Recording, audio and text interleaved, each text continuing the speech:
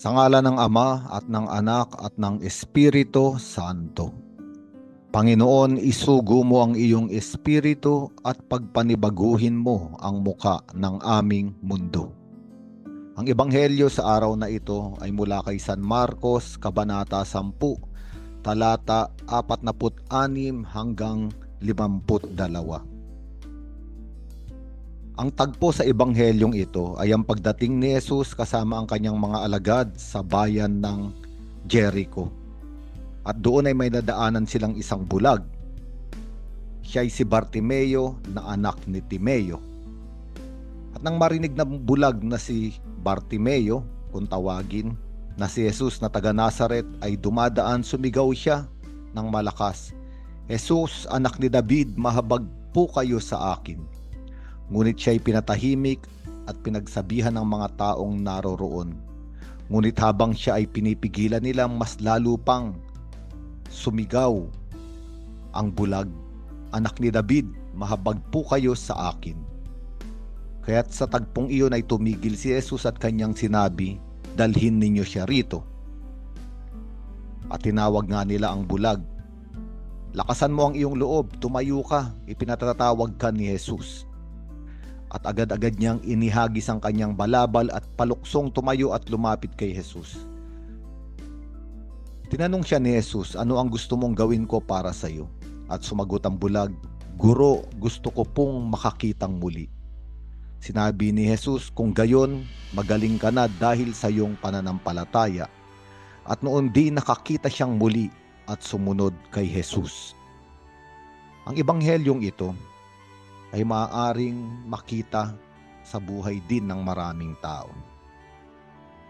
Sapagkat maraming tao ang pisikal na nakakakita, ngunit maituturing na bulag. Sino ba ang bulag? Ano ba ang bulag? Ang isang taong bulag ay nasa dilim, kaya't hindi niya alam kung nasaan siya at kung saan siya paroroon. Kaya siya ay palaging nakaasa sa ibang tao. Kaya nga kung titignan natin, ang bulag na ito ay tinatawag na Bartimeo at ito ay isinalin ng ebanghilistang si San Marcos na anak ni Timeo. Ang katotohanan, ang Bartimeo, sinasabi ng mga nag-aral sa ebanghelyong ito ay hindi niya totoong pangalan.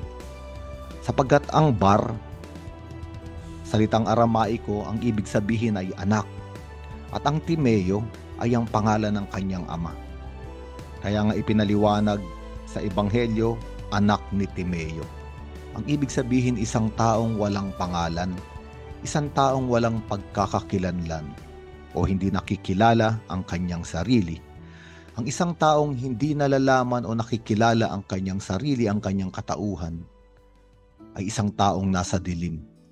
Sapagkat hindi niya nalalaman kung saan patungo ang buhay niya. Kaya nga, ang bulag na ito noon ay nakakakita.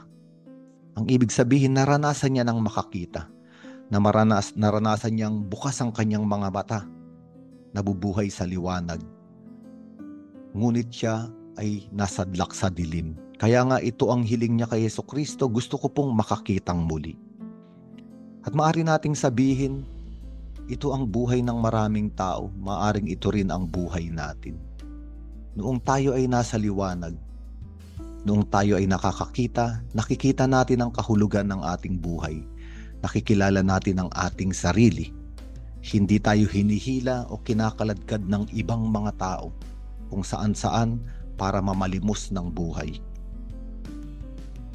Ang isang taong nasadlak sa dilim, naglaho ang pagkakilala sa kanyang buhay, nawala ng dignidad, siya ay hinihila ng iba't ibang tao o iba't ibang puwersa para mamalimos ng buhay, mamalimos ng pag-ibig. At maaari nating sabihin, ang taong nasa dilim ay taong nasadlak sa kasalanan. At ang taong nasadlak sa kasalanan ay nahihiwalay sa pag-ibig ng Diyos. Kaya nga, dahil wala ang pag-ibig ng Diyos sa kanya, kailangan siyang hilahin kaladkarin kung saan-saan upang mamalimos ng pag-ibig. Mamalimos ng pag-ibig sa mundong ito, mamalimos ng pag-ibig sa katanyagan, mamalimos ng pag-ibig sa iba't ibang relasyon at ugnayan. Ngunit ganun pa rin, wala pa rin siyang nakikita, siya pa rin ay nasa dilim. At kung ito ang karanasan ng tao, kung ito ang karanasan natin, ito ang oras na dumarating si Jesucristo sa ating buhay. At tayo ay may pagkakataong sumigaw, Jesus, anak ni David, mahabag ka sa akin. Maaring sa unang pagsigaw natin, sa unang pananalangin natin, para bang nilulunod ito ng ingay ng mundo, ng ingay ng sinasabi ng daigdig. Para bang ang ating sigaw ay nagiging bulong, nagiging impit na tunog at walang nakakarinig. Ngunit kailangan nating magtiyaga, magpunyagi at ipagpatuloy at hindi manawa sa pananalangin kay Jesus sa pagsigaw sa Kanya. Kaya nga si Bartimeo ay sumigaw pa ng mas malakas at ito rin ang anyaya sa atin. Anak ni David, mahabag po kayo sa akin. At kapag nakita ni Jesus ang seryosong pagnanasa ng puso natin na makatagpo siya, siya ay titigil. At ito ang nangyayari sa araw na ito. Kung mula sa ating kalooban ay nagnanasa tayong matanggap ang habag ni Jesus, ang anak ni David. At ngayon ay tinatanong tayo ni Jesus, ano ang gusto mong gawin ko para sa iyo? At sumagot tayo, Panginoon, gusto ko pong makakitang muli. Gusto ko pong makalaya sa kadiliman. Gusto kong makilala muli ang aking sarili. Gusto kong makita muli ang layunin ng aking buhay, ang kahulugan kung bakit ako naririto. At ito ang nangyari kay Bartimeo. Unti-unti siyang gumaling at agad-agad nakakita siyang muli. Kaya iniwan niya ang kanyang balabal. Ang balabal ay simbolo ng pagkatao. Katulad ng balabal ni Elias na ibinigay niya at ipinasa kay Eliseo sapagkat ibinibigay niya ang pagkatao niya bilang propeta kay Eliseo. At itong bulag na ito nung iniwan niya ang kanyang balabal at sumunod kay Jesucristo, isa ang ibig sabihin nito. Iniwan niya ang lumang pagkatao, ang dating buhay na nasa dilim. At siya'y sumunod sa liwanag. At ang totoong liwanag, ang ilaw ng sanlibutan ay si Jesus. Ayon sa mga ama ng simbahan, ang ebanghelyong ito ay ebanghelyo sa pagbibigay ng katekesis patungkol sa binyag. Sapagkat ang mga taong nabinyagan, sila ay tinatawag na mga naliwanagan. At sa binyag na ginagawa sa sinaunang simbahan, kailangang hubarin ng bibinyagan ang lumang damit. Larawan at simbolo ng lumang buhay na nasa karumihan at nasa kadiliman. At siya ay lulubog sa tubig, makikiisa sa kamatayan at muling pagkabuhay ni Jesucristo, at sa kanyang paglabas muli sa tubig siya ay bibihisan ng damit na puti. At ang damit na puti ay higit na nagiging maliwanag sa liwanag ng kandilang pangpaskwa. Kaya nga, ngayong araw na ito, makipag-usap tayo sa Panginoon. Lahat tayo ay tumanggap na ng binyag. Natanggap na natin ang kaliwanagan. Ngunit maaring namatay ang ilaw.